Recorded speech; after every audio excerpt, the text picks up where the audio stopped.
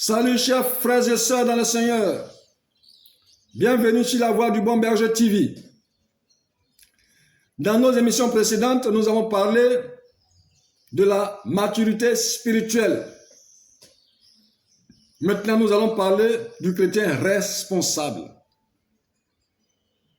Si nous parlons de chrétien responsable, nous parlons ici de responsabilité.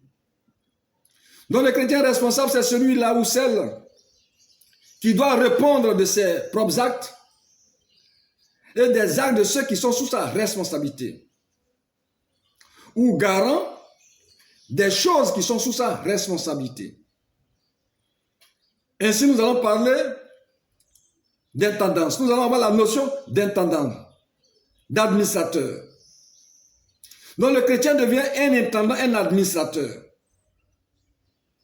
Mais la question que nous allons nous poser, comment le chrétien responsable peut-il devenir un intendant fidèle dans tous les domaines de sa vie?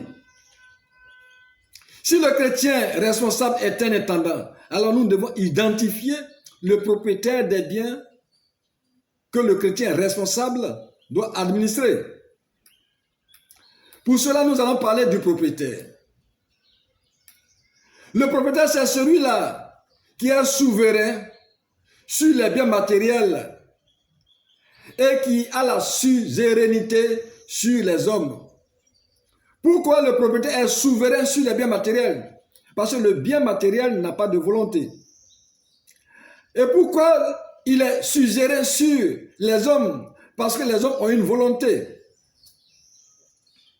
L'homme peut choisir, l'homme peut refuser de subir, l'homme peut obéir ou désobéir. Le propriétaire, il est souverain, il est suzerain, il est tout puissant. Il a une autorité sur ses biens, il a une dignité sur ses biens. Il peut détruire ses biens, il peut vendre ses biens, il peut faire tout ce qu'il veut avec ses biens, il n'a de compte à rendre à personne.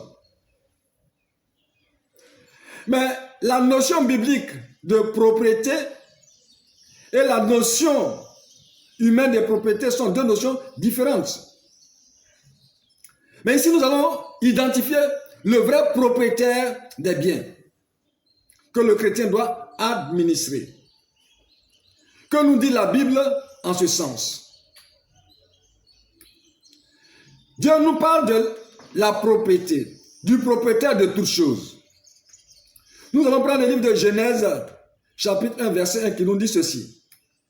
Au commencement, Dieu créa les cieux et la terre. Donc tout ce qui existe est de la création de Dieu. Tout ce qui existe est l'ouvrage des mains de Dieu. Comme le livre de Jean 1, chapitre 3 pouvait nous dire.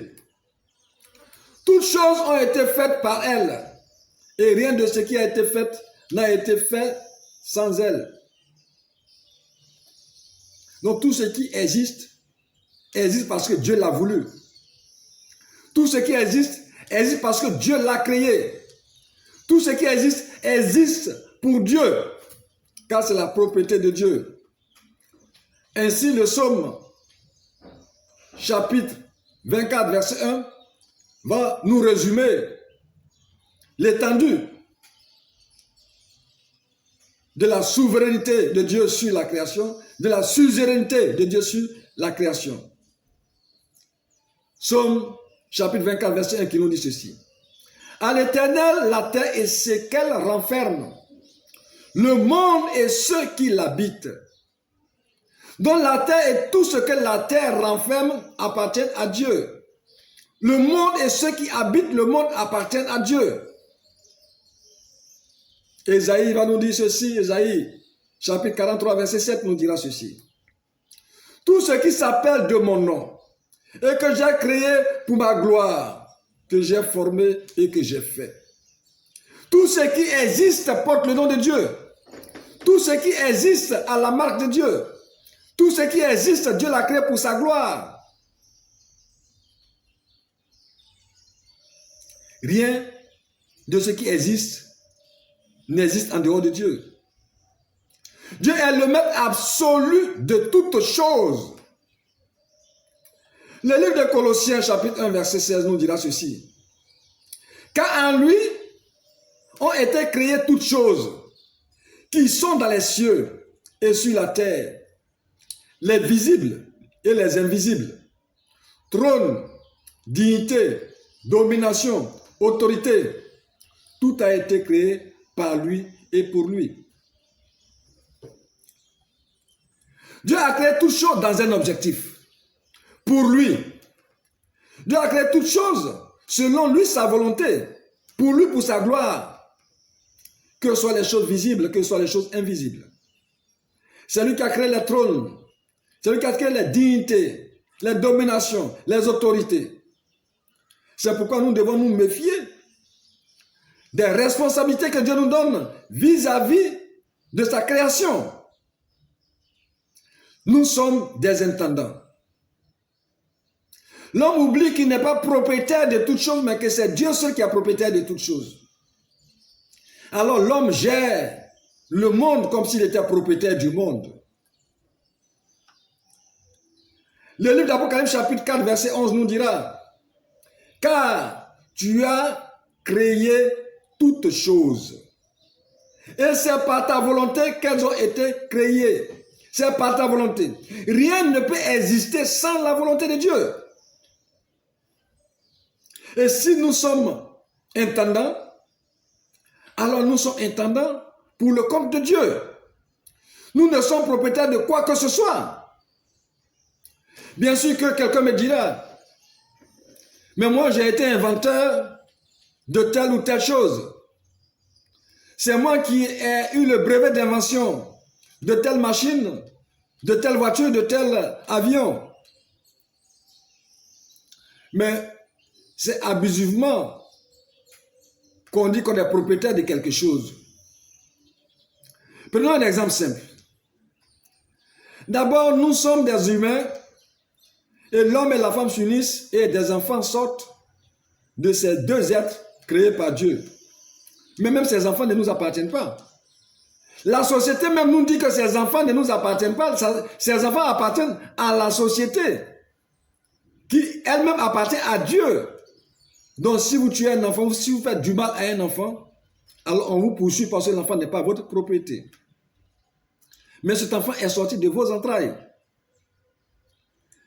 Celui qui a, soi-disant, inventé un avion, quelque chose que ce soit, mais l'intelligence lui vient d'où? Son souffle de vie lui vient d'où? Il est sorti d'où? Lui-même ne s'appartient pas, à plus forte raison, dit que c'est qui l'a créé l'appartient. L'intelligence lui est donnée par Dieu. Le matériel qu'il a tiré pour créer la chose vient soit de la terre ou de la mer, mais dans tous les cas, vient de ce que Dieu a créé. Donc il ne possède rien, y compris sa propre personne, y compris le souffle de vie qu'il a. Donc nul n'est propriétaire de quoi que ce soit. C'est pourquoi nous allons, dans notre prochaine émission, voir l'intendant de Dieu. Qu'est-ce que Dieu nous dit de la gestion de ces biens qu'il met à notre disposition? Quand on parle des biens, ces biens sont élargis. C'est pourquoi pour comprendre ta place dans la vie chrétienne, parce que le chrétien mature, responsable, rentre dans ce que nous appelons le service chrétien. Il est un serviteur pour le compte de Dieu. Je vous invite, chers frères et sœurs, à suivre les prochaines émissions pour être édifiés sur le service chrétien, sur le chrétien responsable. Que le Seigneur, dans sa miséricorde, vous bénisse et vous dispose à suivre ces enseignements pour votre maturité effective, pour votre élévation spirituelle, pour votre communion sincère avec Dieu, car Dieu en a besoin de votre expertise qu'il a mise en vous pour une bonne évolution du monde, pour un monde harmonieux au nom de Jésus. Amen.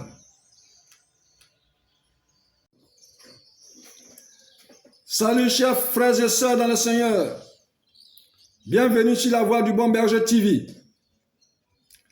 Dans nos émissions précédentes, nous avons parlé de la maturité spirituelle. Maintenant, nous allons parler du chrétien responsable. Si nous parlons de chrétien responsable, nous parlons ici de responsabilité. Donc, le chrétien responsable, c'est celui-là ou celle qui doit répondre de ses propres actes et des actes de ceux qui sont sous sa responsabilité, ou garant des choses qui sont sous sa responsabilité. Ainsi, nous allons parler d'intendance. Nous allons avoir la notion d'intendant, d'administrateur. Donc, le chrétien devient un intendant, un administrateur. Mais la question que nous allons nous poser, comment le chrétien responsable peut-il devenir un intendant fidèle dans tous les domaines de sa vie? Si le chrétien responsable est un intendant, alors nous devons identifier le propriétaire des biens que le chrétien responsable doit administrer. Pour cela, nous allons parler du propriétaire. Le propriétaire, c'est celui-là qui est souverain sur les biens matériels et qui a la suzeraineté sur les hommes. Pourquoi le propriétaire est souverain sur les biens matériels? Parce que le bien matériel n'a pas de volonté. Et pourquoi il est suzerain sur les hommes? Parce que les hommes ont une volonté. L'homme peut choisir, l'homme peut refuser de subir, l'homme peut obéir ou désobéir. Le propriétaire, il est souverain, il est suzerain, il est tout puissant. Il a une autorité sur ses biens, il a une dignité sur ses biens. Il peut détruire ses biens, il peut vendre ses biens, il peut faire tout ce qu'il veut avec ses biens, il n'a de compte à rendre à personne. Mais la notion biblique de propriété et la notion humaine de propriété sont deux notions différentes. Mais ici, nous allons identifier le vrai propriétaire des biens que le chrétien doit administrer. Que nous dit la Bible en ce sens? Dieu nous parle de la propriété, du propriétaire de toutes choses. Nous allons prendre le livre de Genèse, chapitre 1, verset 1, qui nous dit ceci. Au commencement, Dieu créa les cieux et la terre. Donc tout ce qui existe est de la création de Dieu. Tout ce qui existe est l'ouvrage des mains de Dieu. Comme le livre de Jean 1, chapitre 3 pouvait nous dire. Toutes choses ont été faites par elle, et rien de ce qui a été fait n'a été fait sans elle. Donc tout ce qui existe, existe parce que Dieu l'a voulu. Tout ce qui existe, existe parce que Dieu l'a créé.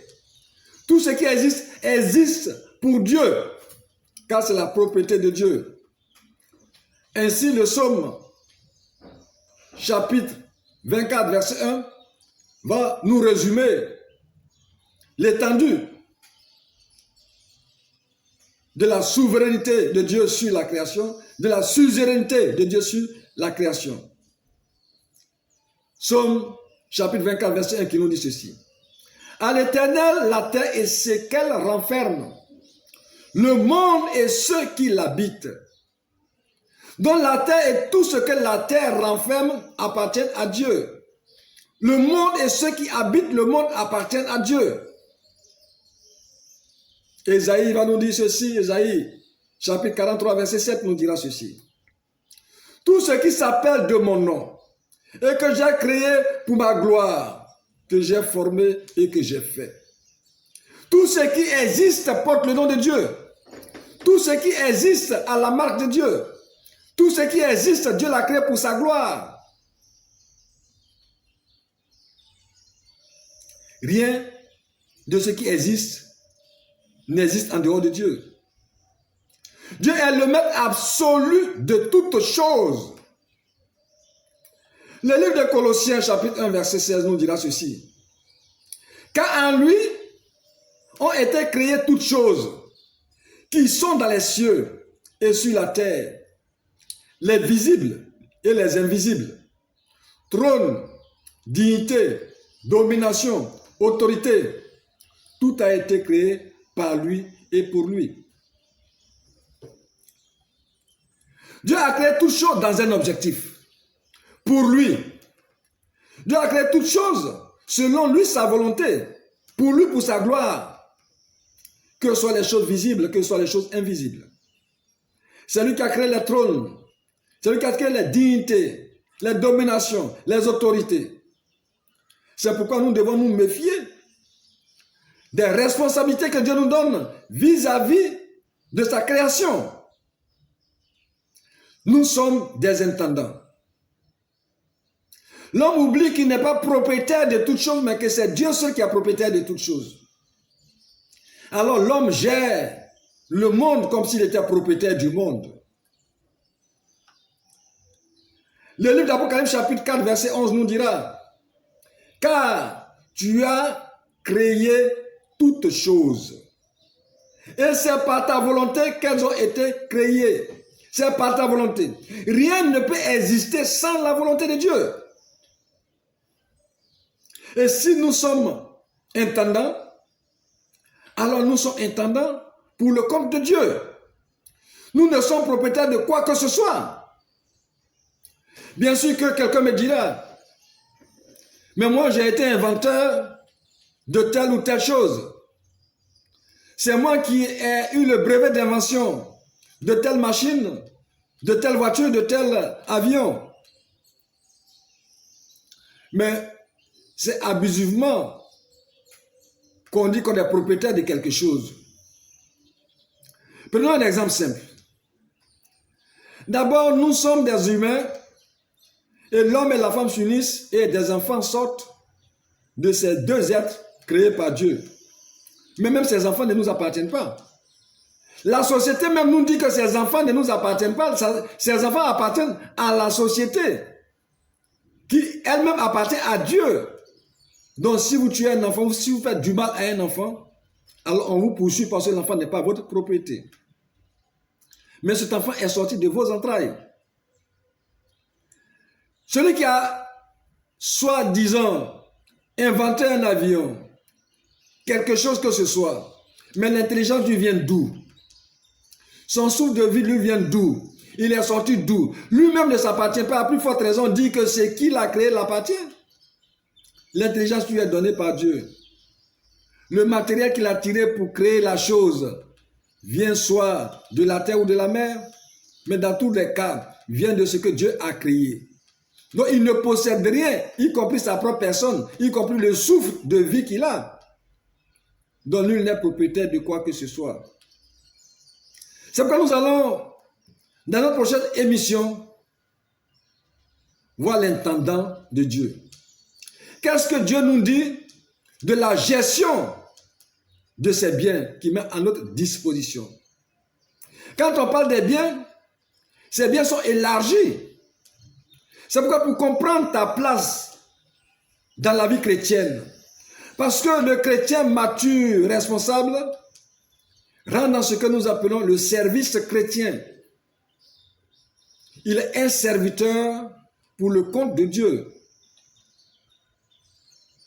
Je vous invite, chers frères et sœurs, à suivre les prochaines émissions pour être édifiés sur le service chrétien, sur le chrétien responsable. Que le Seigneur, dans sa miséricorde, vous bénisse et vous dispose à suivre ces enseignements pour votre maturité effective, pour votre élévation spirituelle, pour votre communion sincère avec Dieu, car Dieu en a besoin de votre expertise qu'il a mise en vous pour une bonne évolution du monde, pour un monde harmonieux au nom de Jésus. Amen.